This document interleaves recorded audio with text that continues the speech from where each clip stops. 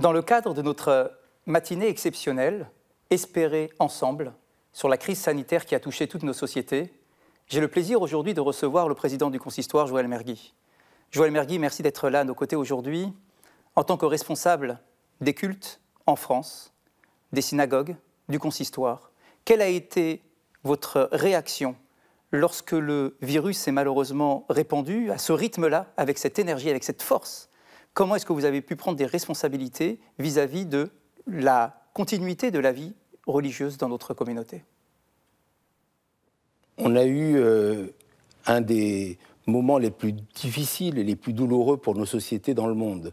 Et quand le virus a commencé, je crois que personne n'a au début évalué la gravité de ce qui allait nous arriver. Les premières mesures que nous avons prises sont des mesures qui sont venues en phase avec ce qui se passait en France, avec ce qui se passait dans l'État, et c'est celle de progressivement réduire le monde dans les synagogues, progressivement limiter l'accès, arrêter toutes les manifestations de joie qui faisaient qu'on faisait des cocktails à la fin des offices. Et donc très vite, on a été amené en une quinzaine de jours à fermer l'ensemble des lieux de culte en France et à essayer quand même de maintenir une vie juive. Je pense qu'il y a effectivement cette obligation qui était tout de suite apparue dans le judaïsme, l'obligation du respect de la vie. Fermer une synagogue, c'est une décision, une responsabilité assez lourde à prendre. Alors effectivement, le principe de Pikuach Nefesh s'appliquait urgemment, mais quelle a été la réaction d'un point de vue local de toutes les communautés, de toutes les synagogues? Est-ce qu'elles ont compris l'enjeu qui était face à elles? Il y a quelque chose d'extraordinaire qui s'est passé dans cette période de confinement. Il y a eu un consensus quasiment international, d'abord dans la volonté de confiner dans des États, mais au niveau religieux, où effectivement on a une conscience, l'importance de la synagogue, l'importance de sortir un Sefer Torah. On en parle à votre émission régulièrement, l'importance de porter des téphilines en public, de lire le Kaddish. Toutes ces obligations religieuses tombent devant un principe fondamental du judaïsme, c'est même pas Pikuach Nefesh, c'est même Safek Pikuach Nefesh. Même le doute sur le risque à la vie entraîne la nécessité de tout arrêter de religieux pour pouvoir sauver des vies. Et là, ce qu'il y a d'extraordinaire, dans la tradition juive, qu'on connaît bien, il y a toujours ce qu'on appelle le pilpoul, les uns qui disent oui, on peut faire, les autres qui disent non, on ne peut pas faire, et on a toujours des décisions et des discussions rabbiniques très importantes. Là, tous les décisionnaires rabbiniques en Israël et en France ont devant le risque pour la vie dit c'est pas qu'on ne doit pas aller à la synagogue, c'est pas qu'on ne peut plus aller à la synagogue, c'est qu'on doit fermer les synagogues. Alors oui, la décision de l'État n'était pas de fermer les lieux de culte. Il n'y a pas eu de décision de fermer les lieux de culte, c'est d'interdire les cérémonies. Mais nous, on est allé jusqu'à fermer les lieux de culte pour éviter la tentation que certains membres de la communauté puissent se retrouver en groupe avec le risque de diffuser le virus et le risque donc de tomber malade et le risque sur la vie. Et donc cette décision, elle a été à la fois très douloureuse à prendre parce qu'on arrêtait la vie juive collective de façon générale, mais elle était facile à prendre parce que tous les décisionnaires du judaïsme, c'est la beauté du message du judaïsme, ont appelé à la fermeture des synagogues et à l'arrêt de ce risque pour la vie juive. La vie juive française est particulièrement vaillante, développée. Des communautés, des synagogues, des offices, des cours. Mais tout tourne autour des synagogues. Même les associations, entre guillemets, laïques, tournent malgré tout autour de la vie de la synagogue et de la présence de la synagogue. Comment s'est réinventée la vie communautaire malgré la fermeture des synagogues? Alors, il y a eu la fermeture des synagogues et il y a eu de façon extraordinaire l'inventivité des présidents, des rabbins, des décisionnaires. C'est vrai dans notre culte, c'est vrai dans l'ensemble des cultes et c'est vrai dans notre société.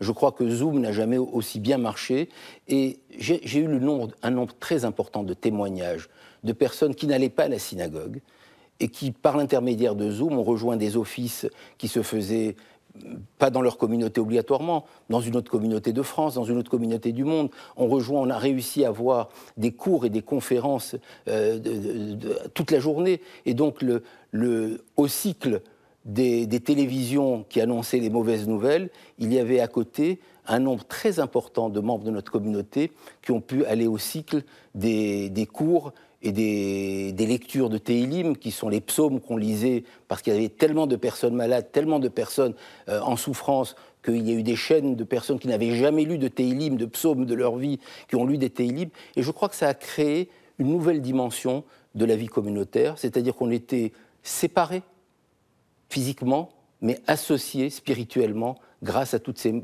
méthodologies, à toute cette vie numérique, et aussi grâce à cette solidarité exceptionnelle qui s'est créée dans ce moment de douleur. Alors justement, quelle solidarité a pu être mise en place alors que les rassemblements étaient interdits? En général, dans les différentes communautés, il y a toujours des caisses de tzedaka, de soutien pour les familles nécessiteuses, les familles vers lesquelles nous allons nous déplacer pour les soutenir.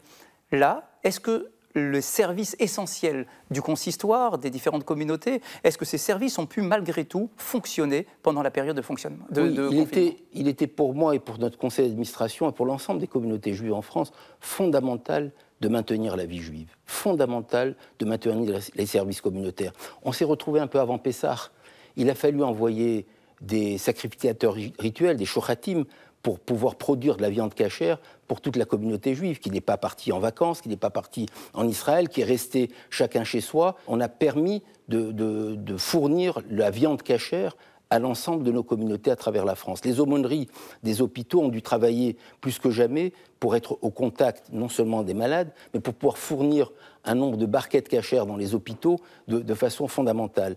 Malheureusement, à la Chevra Kadisha, les services funéraires de notre institution, vu le nombre de morts que nous avons eu à déplorer, ont dû fonctionner en collaboration avec les mairies pour que selon la tradition juive, on ne pouvait pas trop attendre pour enterrer. Il a fallu un certain nombre d'interventions. Nos rabbins ont fait un travail local par l'intermédiaire effectivement du numérique qui a permis de garder ce contact permanent et ce lien avec la communauté. Et puis avant Pessah, la tradition veut qu'on aide les plus démunis. Ces plus démunis ou ces plus âgés, ils étaient en plus confinés. Donc c'était un peu plus compliqué de les atteindre, mais je pense que cette chaîne de solidarité a permis effectivement de faire ce qu'on appelle les paniers de Pessah, de donner à des personnes en difficulté avec l'aide du Secours juif qui s'est mis en action de façon extraordinaire, avec l'aide de chacune des caisses des différentes communautés pour aider les personnes qui étaient en difficulté. Je crois que le maintien de cette vie juive et de cette solidarité juive a été essentiel dans la communauté juive. Il a été général dans notre société. Nous sommes aujourd'hui dimanche 7 juin, une semaine après la fête de Shavuot.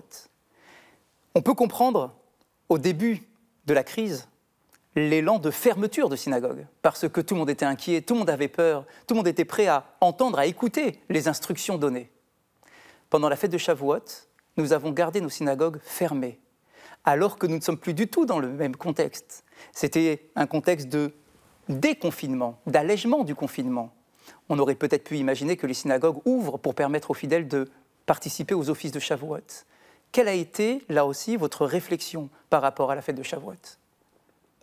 Identique à la réflexion avec laquelle j'ai démarré, Safek, Pikuach Nefesh, le doute à la fête de Shavuot est tombé un peu plus de 15 jours après le début du déconfinement. Le président de la République, le Premier ministre, le ministre de l'Intérieur avaient donné comme date de réouverture pour avoir jugé le déconfinement le 2 ou le 3 juin, le début du mois de juin. Est-ce que nous pouvions prendre un risque de raccourcir ce délai pour recevoir la Torah? C'est une difficulté énorme à laquelle nous avons réfléchi avec le Grand Rabbin de France, le Grand Rabbin de Paris, les Dayanim, avec l'aide de nombreux décisionnaires. Qui pouvait se dire qu'à ce moment, si on rouvrait les synagogues, il n'y aurait aucune victime du Covid par l'intermédiaire d'une synagogue? Que se passerait-il s'il y avait dans une de nos synagogues, ce qu'on appelle un cluster maintenant, un départ d'épidémie par une personne, par une indiscipline locale qui aurait pu se produire? Je crois que devant le respect de la vie, on repousse tout. Et c'est la décision difficile, très difficile que nous avons prise, avec une réouverture progressive des synagogues et pas un moment de grand rassemblement. Comment peut-on contrôler, après 2 ou 3 mois d'arrêt de la synagogue, contrôler un nombre important de personnes qui viennent à une cérémonie importante et s'assurer qu'il y a un respect des gestes barrières? Donc je crois que cette décision, difficile comme celle de fermer des synagogues, elle était importante à prendre, et le consensus qui s'est fait pour la fermeture est en train de se faire aussi pour reprendre une réouverture très progressive, très limitée de façon à ce qu'effectivement il n'y ait aucun risque sur la vie d'une personne qui vienne dans nos structures et aucun risque de développer le virus dans notre société. Comment est-ce que vous imaginez la vie communautaire de demain? Nous sommes, comme je le disais tout à l'heure, en début encore de déconfinement. Les gens, les offices vont commencer à reprendre petit à petit. Est-ce qu'il y aura la même vie communautaire dans nos synagogues? Est-ce qu'il y aura autant de déplacements, de foules, de fidèles qui vont venir, de célébrations, de mariages, de bar mitzvah, de kiddush? Est-ce que vous imaginez la vie de demain comme la vie d'hier et d'avant-hier? La nature humaine et notre histoire, particulièrement de la communauté juive, le sait, fait qu'on oublie. On garde des cicatrices, on garde des réflexes, mais on oublie. On changera un certain nombre de nos habitudes, certainement. Mais dès que cette crise sera passée, et on va espérer qu'elle passe, je pense qu'un grand nombre de nos habitudes vont reprendre. Elles se modifieront un peu. Je vais voir le côté positif. Il faut qu'on garde, et je le dis à l'ensemble de notre communauté, même de ceux qui ne font pas partie de notre communauté qui nous écoutent, il faut qu'on garde les valeurs profondes, humaines, que nous avons ressenties pendant cette période. La valeur de la famille. Jamais on n'a été aussi près de nos enfants, de nos femmes ou de nos maris. On n'a jamais été aussi près de ces valeurs. Il ne faut pas qu'on les perde demain. Justement, le lendemain, il faut qu'on apprenne de cette période. Il ne faut pas que demain, quand on va être tenté par différentes choses de la vie, on oublie combien on avait de plaisir à se retrouver simplement à table avec sa femme et ses enfants, à enseigner à ses enfants. La vie sociétale qui va reprendre ne doit pas nous faire oublier ce que nous avons appris d'essentiel pendant cette période de confinement. J'entendais un enseignement qui nous disait qu'avant le confinement, nous faisions tous partie d'une chorale, parce que nous allions tous à la synagogue et nous chantions tous ensemble pour servir Dieu et pour louer Dieu. Depuis le confinement, nous avons appris à être des solistes, puisque nous avons malgré tout maintenu un lien avec la spiritualité, non plus en groupe, non plus en communauté, mais seuls. À partir de demain, eh bien, on aura le privilège d'avoir et la chorale et les solistes avec la réouverture des synagogues. Oui, tout à fait. Nos maisons sont devenues des maisons de prière. Et je crois que la transmission n'a jamais été aussi forte.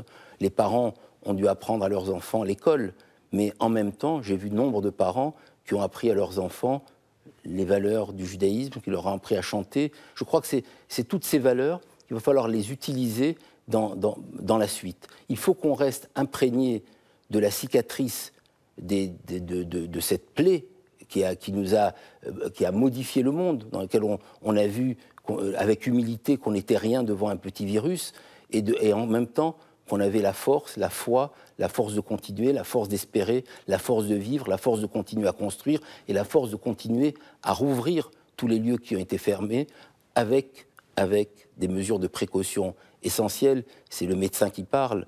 Je voudrais redire à l'ensemble de celles et ceux qui nous écoutent qu'il faut continuer à garder ces mesures de protection, de distance physique pour protéger les autres. Et je crois que ça, c'est un des enseignements fondamentaux de cette période. Président Mergui, merci beaucoup pour cet échange. Dans le cadre de nos matinées, je passe immédiatement la parole à nos amis chrétiens orientaux avec Monseigneur Charbel Mahalouf pour la suite de cette matinée exceptionnelle.